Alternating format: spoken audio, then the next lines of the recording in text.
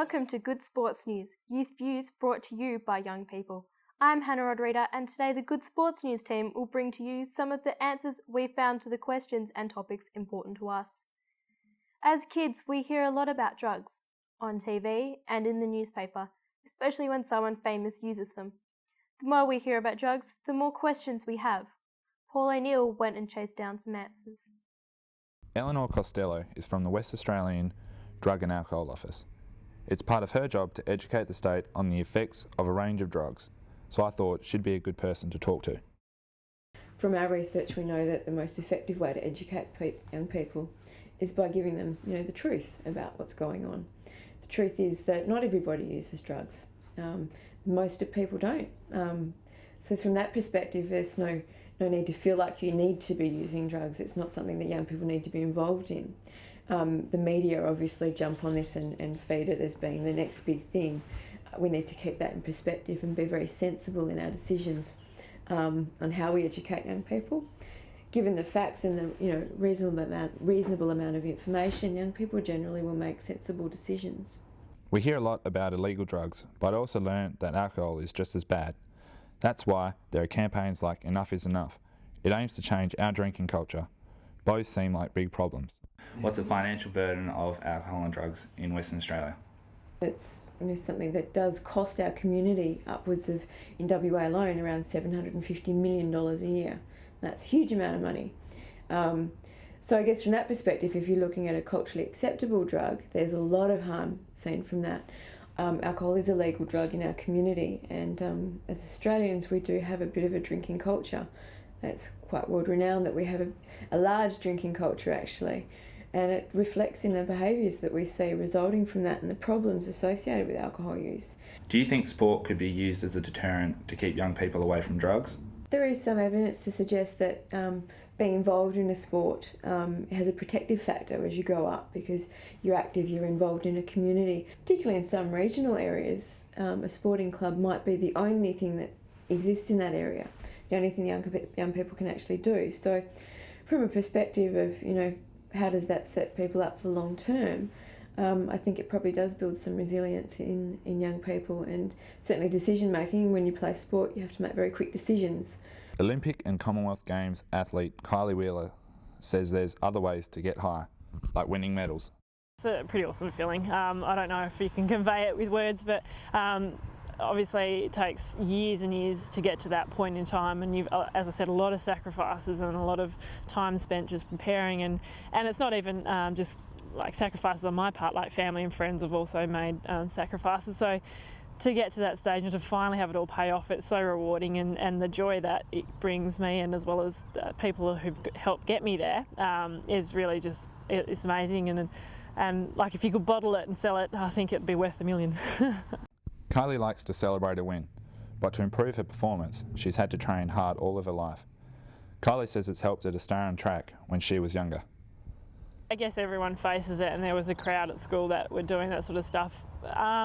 Perhaps maybe because they respected what I was trying to do, that they didn't push it upon me, but I didn't have to really try and fight to stay away from it. They sort of just respected my decision and didn't really impose it upon me, so it wasn't too hard, fortunately. Drugs in sport should be banned. It doesn't level the playing field for others that want to compete fairly. I think that drugs in sport are a very bad thing, because the people who use them are meant to be our role models, and then they use drugs and they give young people a really bad example and get into a lot of trouble and create a lot of hype, and it creates a bad view of people in sport. I feel that it is a lot overexposed here, because we are such a small community compared to all the other cities in Perth, and I know that it doesn't happen often, but when it does, it's just everywhere. Thanks, Paul, for that report. Grown-ups may not believe us, but it's hard being a kid. There's a lot of pressures we face at school, at home, and in our lives. It's even tougher when you play sport. Joan Porter went and asked someone who knows how we can juggle these commitments. This is Christy Warwick. She's a sports psychologist here at Western Australia Institute of Sport. Christy works with elite athletes like Australian wheelchair basketball representative Brett Nicholson. We'll hear more from Brett later, while I ask Christy some questions. Is it hard to find a balance between sport and life? It's hard for people like gymnasts, for example, who are training 35 hours a week and they're working towards the Olympics. I mean, if they want to get to an Olympic level, they've got to put in that amount of training. Yeah. So, for example, for some of the gym girls, we would have them do year 12 over 2 years. And we also have where they get lots of time to study at school, so they get a few more extra periods than other people. When is there too much homework? It's never really a matter of too much sport or too much homework for us, really. I mean, if it gets to a point where it's a significant problem and it's affecting a person, then we will address it. But I guess really it's about making sure there's a balance so that they can do their homework and they can do their sporting commitments and they can see their friends and they can have a life that's balanced, I guess. Do you think it's fair to place pressure on young kids who play sport?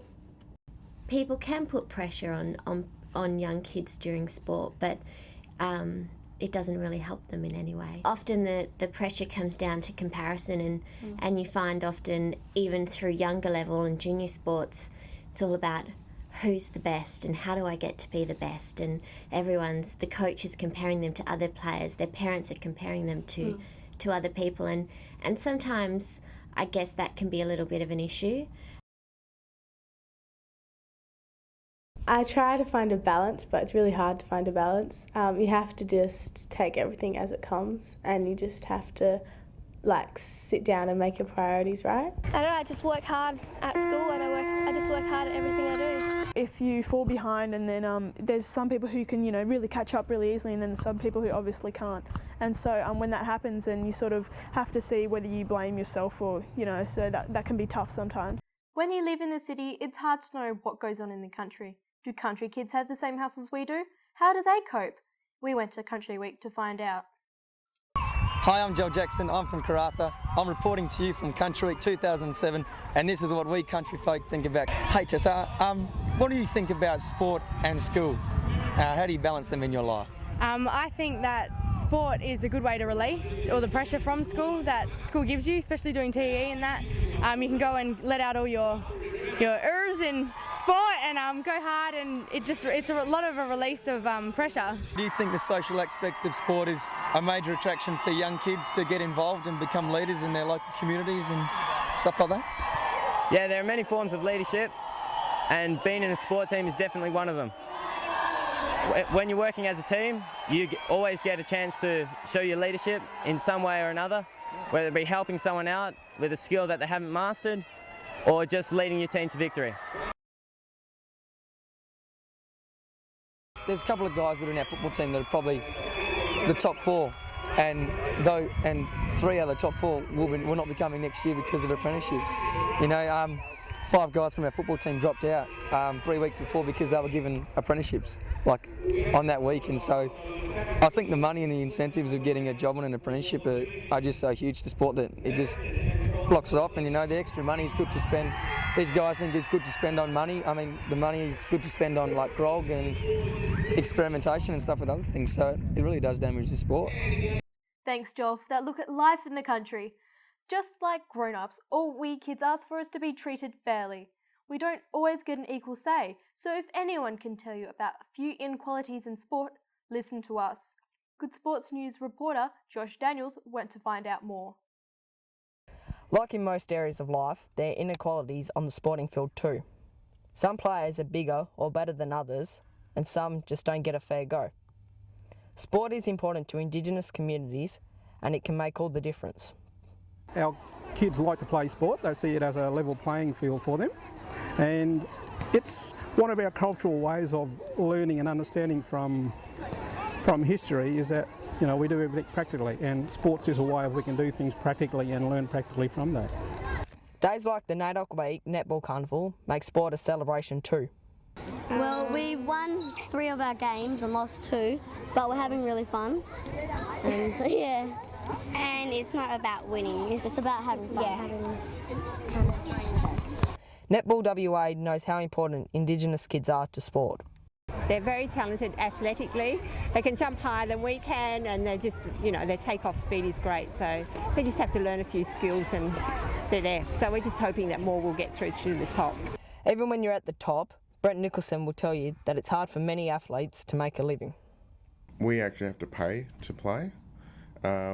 With obviously AFL footballers and stuff like that, they actually get to play a lot of money, and we have to actually fork out money to play for Australia sometimes, even nationally.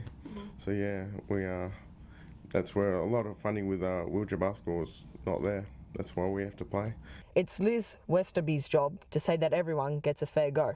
I had a phone call from a basketball club that had been asked to take a girl wanted to enrol that was a Muslim girl, but she wanted to wear her hijab when she was playing, which is quite, within her rights to do. But trying to break down those community barriers through young children especially, if at that young age they can be more inclusive of difference, then it's going to make it better later on, and we won't have some of the problems that we have today with different racial groups.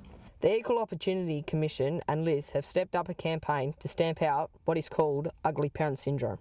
We're finding, as with life experiences, parents are trying to live out their the things that they haven't done well through their children, and putting enormous pressure on children. And so it's the children that are suffering because the game is not fun. And parents think that their children are being picked on and they abuse the umpire. Those sorts of things are really coming to the fore. I'm a young umpire myself and know all about ugly parents. And personally, I think umpire abuse deserves a red card. This is Josh Daniels for Good Sports News. Thanks, Josh. The Department of Sport and Recreation knows the importance of young umpires and referees. Without them, there'd be no competitive sport. We leave you a look at how the department got that message to young people. I hope you enjoy it as much as we did. Thank you for taking the time to listen to Good Sports News. Wednesday night we went out to a green light disco, and there was about 3 or 4 bands, new bands that we hadn't really heard of, that put themselves out there and gave it a good shot, and a lot of people really enjoyed it. Which way you lay the blame when you play the game? Maintain respect, cause we're all the same. Oh, the green light disco is wicked, eh? Delta Force went off, especially with the umpire song. Big deal, just keep it real with your sportsmanship. Birds Tokyo, I tell you what. I've never heard them before, and I'm pretty keen on trying to learn some stuff on the guitar, eh? It was wicked. It's time to support all players being taught. And downside was good, but Spielman had to leave bloody 3/4 into the thing, so. But yeah, it was good fun. It was great to catch up with all the other teams we've played with, like in a friendly situation, and just, congratulate them on their wins and losses and chat about what's been going on. Oh, I thought it was pretty unfair. Everyone else seemed to go. Well, without some of the other schools didn't, but yeah, we would have enjoyed it. Some other students were disappointed, not even knowing about it.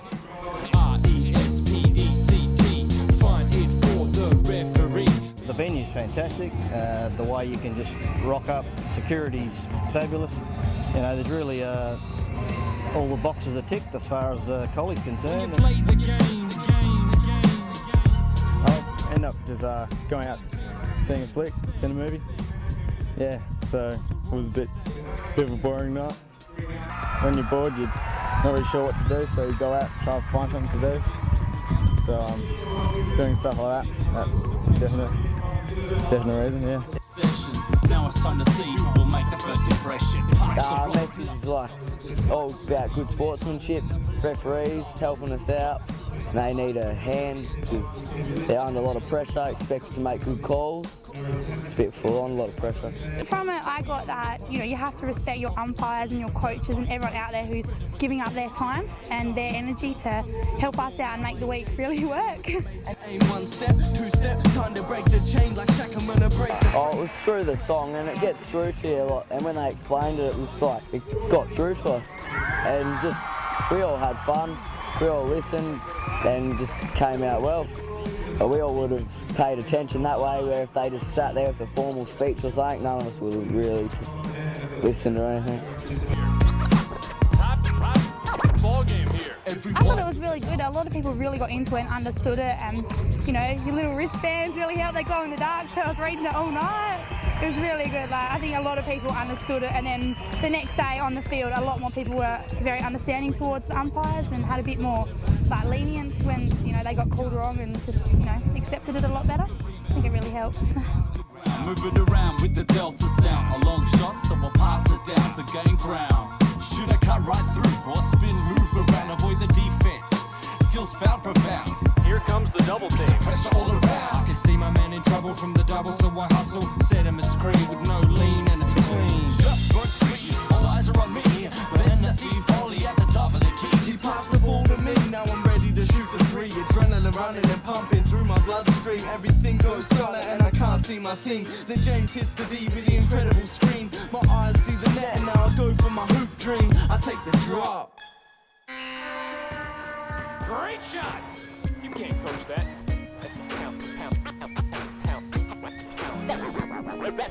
That's how you play the game. Makes this old coach proud.